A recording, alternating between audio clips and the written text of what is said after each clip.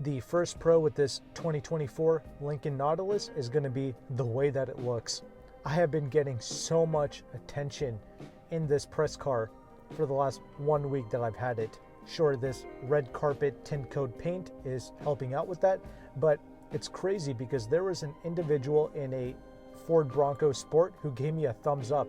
I've driven a lot of other flashy press cars and nobody bothered to give me a thumbs up, but in this Lincoln, hey, it seems like a lot of people are truly fans of it.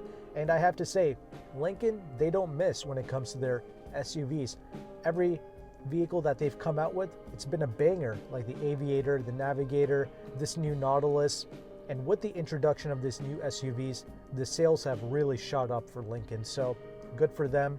And I do personally think that these SUVs, they exude a certain royalty regarding the exterior design, but let me know your thoughts in the comment section below.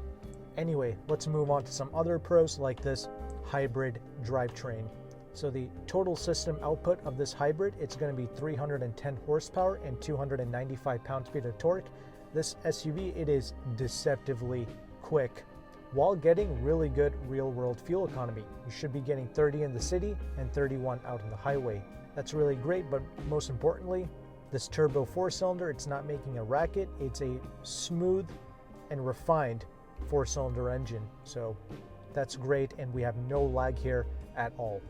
Now, these hybrids, they do weigh a little over 4,500 pounds, which is 168 pounds more than the pure turbo gas model of the Nautilus. And I bring up this weight because there is one con that I've noticed driving this SUV, and that's going to be your handling. When you take your everyday left-hand, right-hand turns, you notice this vehicle fighting against its mass, and even your occupants are going to notice that as well. And that's because the generic suspension architecture along with the generic suspension components, they simply can't cope properly with this massive weight. However, the ride quality, it is decent even with these 21-inch wheels.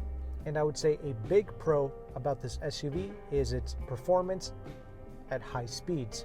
So out on the highway, the Nautilus, it feels stable and confidence inspiring. In fact, in your long sweeping corners, the vehicle handles that really well, surprisingly.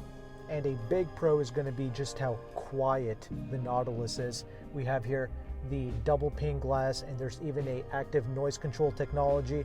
All of this is working really well to offer you a tranquil and isolated cabin space. I mean, you can be doing 10, 15, even 20 miles an hour over the speed limit and not even realize it. And that means this SUV, it simply eats up highway miles without any issues. And when you go with these top of the line models with all of the great features that you see here, that's really going to make your long trips really relaxing, because we have here the 24-way power adjustable seats with the massaging function. This is truly one of the best massaging seats that I've tried in pretty much any car. The 28-speaker Revel audio system, that also sounds phenomenal. It's a clear, crisp audio system with powerful and clean bass. So almost anyone who steps into this vehicle and tries this audio system, they're going to be impressed with it.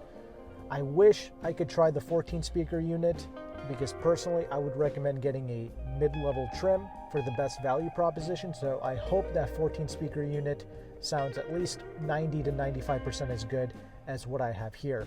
And the biggest highlight and the biggest pro regarding the interior of this new Nautilus is going to be the giant pano curved display that we have here on the dash. Initially, I thought this was just a gimmick, but after living with this SUV, this is one of the best implementations of technology that I have ever experienced in a car, because it shows you all of your useful information without you having to completely take your eyes off the road. Because there's a lot of cars in this world that offer you big screens, but they put it really close to you, and that's only useful for your touchscreen, which we have a separate 11.1-inch touchscreen for you to interact with. I'll get to that in a moment. But the information like your speedometer, your navigation, your music, your weather, your tire pressure, all of these things can now be seen without dramatically taking your eyes off the road into a central display. So I love that. This is pretty much what every heads-up display tries to do, but miserably fails at. Most heads-up displays, they simply end up being cumbersome and frustrating to use. So well done here with the Pano display. I also like the 11.1 inch Google-based infotainment screen that we have here. This is the touch unit with wireless Apple CarPlay and wireless Android Auto. So the ease of use, that's a pro, but a con that I've noticed with this central touchscreen is going to be your implementation of the HVAC. There are no physical buttons and switches, and even your air vents are digitally controlled through this infotainment screen. That's pretty frustrating. So that's my only real gripe that I have. The other thing is, due to this Pano display, Lincoln had to squish the steering wheel, and it's pretty much almost a rectangle now at this point. So it's a bit unorthodox. It's going to take some getting used to. I personally don't mind it at this point, but it's just something that I thought I would bring to your attention. The solidity of this cabin, that's A1. I love the material choices, the leather, the stitching. I will mention that there is some hard touch plastics being used at the bottom, but once again, the hard touch plastic, it's in places where you don't really interact with, so I'm not too mad about it. The rear seating space, that's definitely a massive pro. You have lavish amounts of rear legroom, and the trunk space, that's also a pro.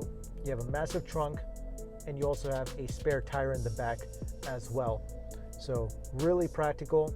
And the final pro that I'm going to mention is just how safe these vehicles are. So the Nautilus, it is an IIHS top safety pick, and Lincoln does offer all of the useful safety tech features as standard, like blind spot monitoring, rear cross traffic alert, and they even offer a 360 camera as standard with the Nautilus. So that's something that many people will appreciate.